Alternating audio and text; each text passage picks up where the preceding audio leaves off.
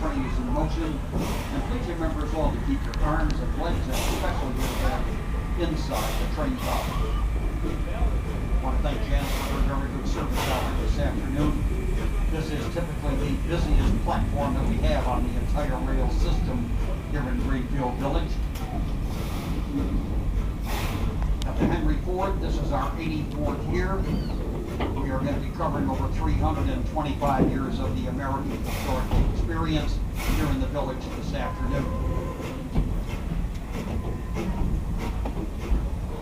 We're going to be starting out with the birthplace home of Henry Ford, the white farmhouse on our left-hand side. And then the white in 1863. After the Battle of Gettysburg during the American Civil War. Ironically, it is the last building Mr. Ford bought here in his lifetime that actually came the shortest distance of any buildings we have, less than 3 miles away. When the village opened in October of 1929, there were 26 buildings here. Today, we have 95. Just beyond the Ford home, we're going to get a very brief look at our Main Street area. Many of our commercial venues are located here, including the Ford Motor Company, the Model T story. We have the opportunity over there to take a ride in one of our original Model Ts. The oldest one we have out today was built back in 1914. This is going forward. The Heinz home.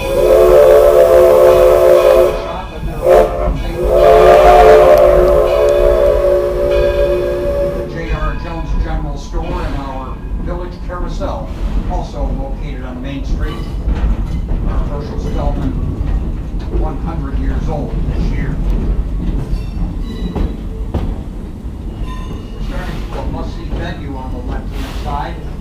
These are the Research and Development Laboratories of Thomas Alva Edison. They come here from Menlo Park, New Jersey. He and his associates worked in these buildings for a period of 7 years. Hundreds of patents came out of here. And this 5-building complex really was the birthplace of sound and light technology. The products that came from these buildings would have included the microphone, the phonograph, and the first practical incandescent electric lighting system. This yellow house is difficult to see over here on the left-hand side. It is, but this one also came from Menlo Park. Owned by a widow whose name is Sarah Jones. This house was a part of the very first public demonstration carried out New Year's Eve back in the year 1879. Horse and buggy and a Model T. This great house is the winter home for Thomas Alva Edison from Fort Myers, Florida, on the extreme southwestern side of the Sunshine State.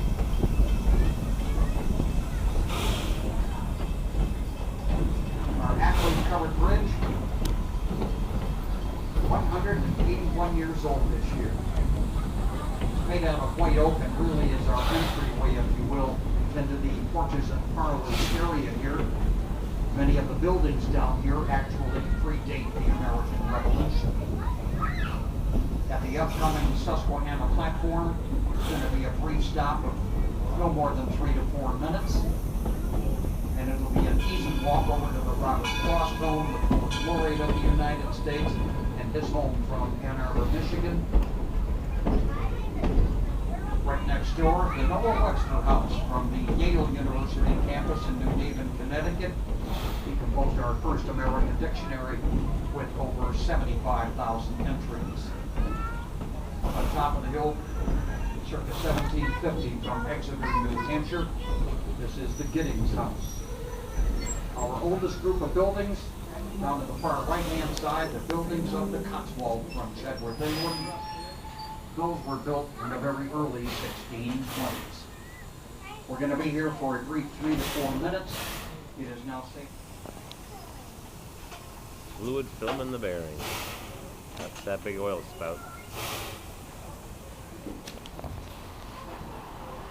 Excuse me. Sorry.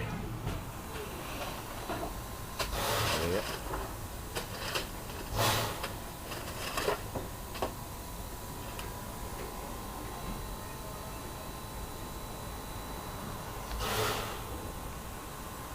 Fluid film.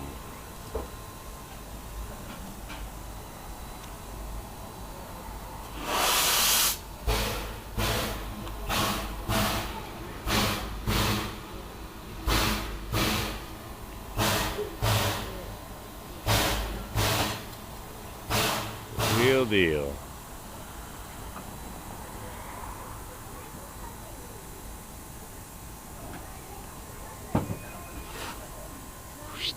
Scoop that coal.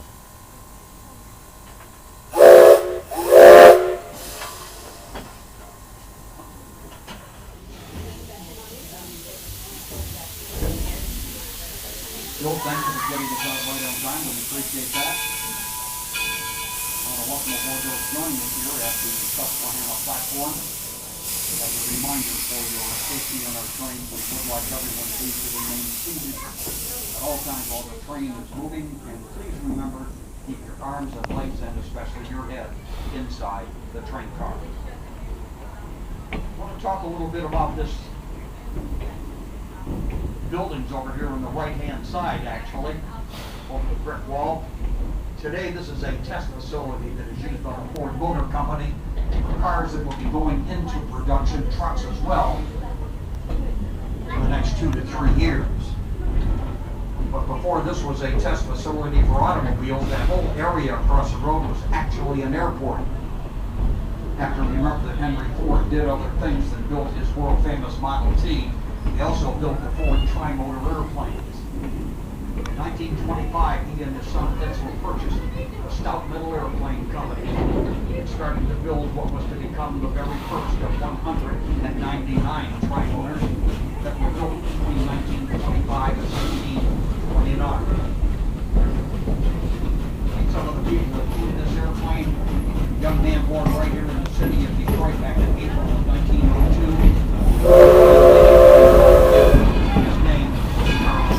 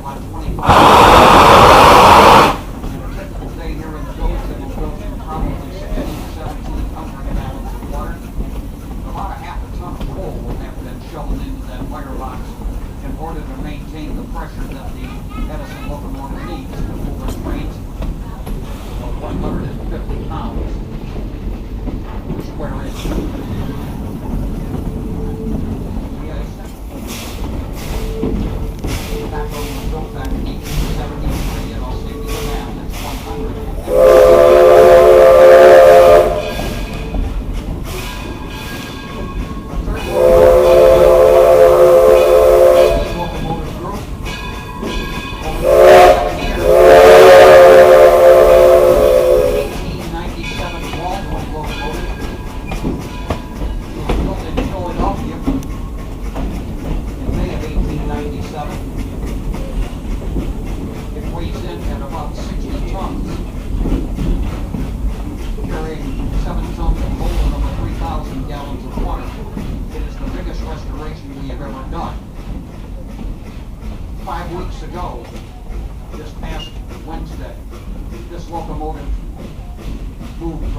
first time under its own power in 83 years. We've used it a half a dozen times since then, and it is going to continue to be rotated with the Edison as well as the George Slate. You can get a very good view of this from the upstairs location at our Detroit Toledo Milwaukee Roundhouse.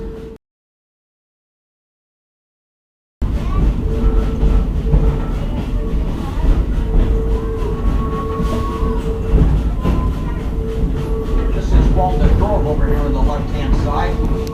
Because it's summer, that means it's baseball. On Saturday and Sunday afternoons, our in-house teams play their games here, the Nationals and the Lottie Dots. They play according to 1867 rules. For the hardball, the fielders, they don't use any gloves. They thought that was a very unmanly thing to do. In August of each year, we have 16 teams here that ultimately vie for the World Series trophy of 1867 World Baseball. Several years ago, we had a young local man come in here during these games. He bring his own broadcasting equipment and broadcast at each of 3 fields. He got very good at it as the years went on.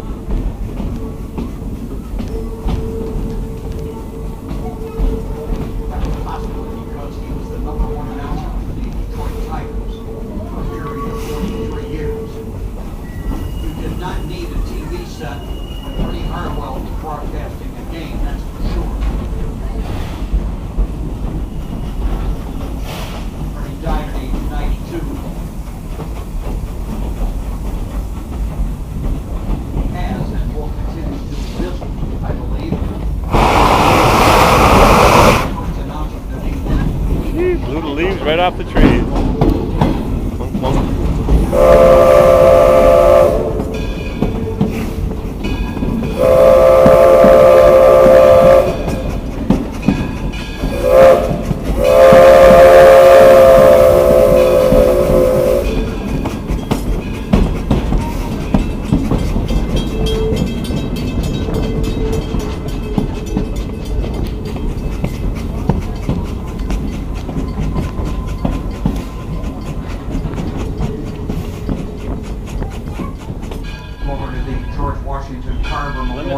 Gasoline locomotives. Young man born of slave parents around the little town of Neosho, Missouri, ultimately going on to much bigger and better things.